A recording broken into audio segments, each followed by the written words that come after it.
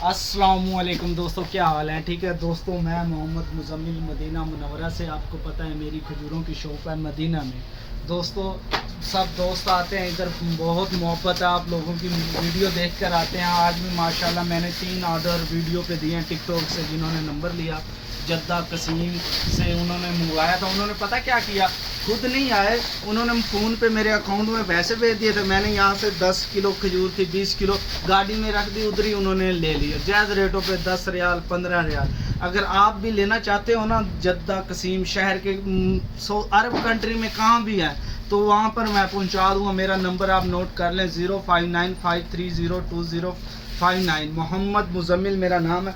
बाकी आप हमारी शॉप देख लें, हमारे पास मुकम्मल चीज़ें होती हैं खजूर की। ये देख सकते हैं, ये रही हैं खजूरें, बहुत ही अच्छा और आला क्वालिटी खजूरें हमारे पास। मबरूम है, सुगई है, मजदूल है, चॉकलेट है, शहद है, सब मुकम्मल चीज़ें हैं, ड्राई फ्रूट है।